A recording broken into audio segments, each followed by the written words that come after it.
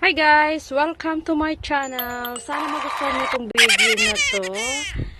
Ito ay nagpakain ako ng mga alaga. Ayan. Yung mga baka na yan. Ay mayroon pa silang mga baby. Ayan yung mga baby niya.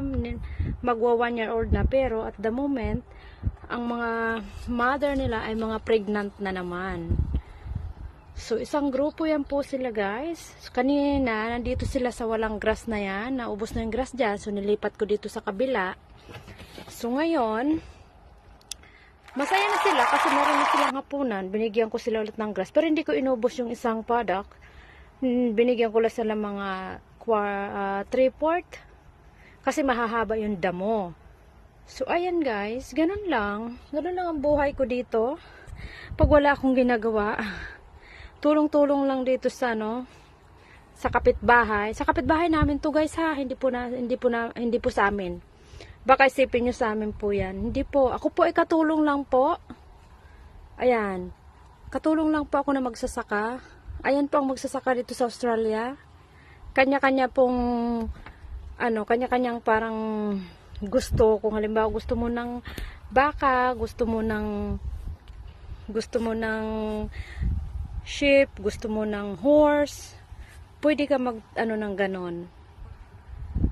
Pwede ka mag-breed ng mga ganyan. Ito sila ay binibreed din. So, every year, nanganganak din po yan sila. Ang cows kasi guys is parang tao din. 9 months ang pagbubuntis nila.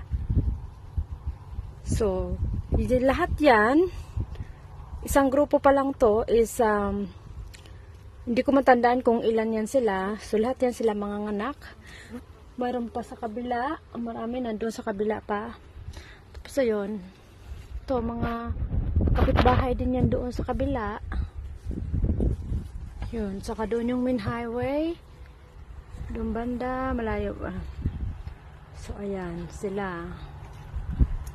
Ang mga cows. O kung makikita nyo naman guys, sila ay mayroon mga air tags at saka may mga numbers. So, ibig sabihin po yan, tanda yan siya na ikaw ay may-ari ng mga baka na yan. Kasi kung halimbawa ibibenta nyo po sila, or nawala sila, halimbawa napunta sa kapitbahay mo, malalaman nila na hindi sa kanila yon kasi yung tag nila is iba. Yan, depende. Yearly, iba-iba rin po yung kulay ng mga air tags nila. Sometimes, red, pink, blue, green, so, purple, yellow. So, this year, ang naging yung mga bagong heifers, ang tag nila ay orange. Pero wala sila dito na sa kabila. Bali, every year, ang ginagawa is nagbe-breed ng, nagbe-breed ng new 35 na mga babaeng cows. Tinatawag nilang heifers.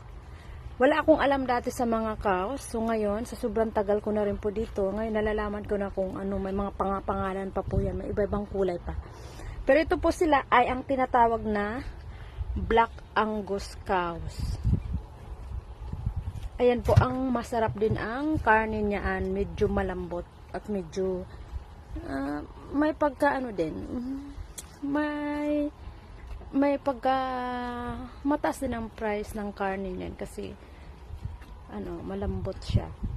Pero ang pinakamasarap na karne guys, pag ang baka ay nag-edad ng 2 years old. Yan, itong mga maliliit na yan, yung mga anak nila is nearly 1 year old pa lang yan. Mag-1 year old sila sa tawag nito sa February. So, ayan guys. Itinur ko muna kayo dito. Ayan. Kasi wala akong magawa ngayon. Ayun, may bahay doon isa. Tapos, ito po ang aking pinaka-service. Ayan, nandito ako ngayon. Hi guys! Yan. Ito ang tinatawag na buggy. Four-wheel motorbike. Tapos yun yung mga kagamitan is nasa loob. Yun. kung ano-ano mga gamit dito sa farm. So, ayan. Doon, medyo masakit ang mata ko dahil sa araw. Ayan, ang aking pinaka-service. So, ngayon guys, ayun, sila sa kabila. Ayun, yung bahay na yun, ayan, may mga cows din doon. Ayan yung isang grupo pa ng mga cows, guys. Kung ano yun ko, ayan, ilalapit ko ng konti. Yun, yung mga itim na yun, ayan, mga baka din po yun sa kabila. Galing na ako doon kanina, pinakain ko na po sila. Tsaka kung makikita mo, may bahay doon. Yung bahay na yun, doon kami nakatira.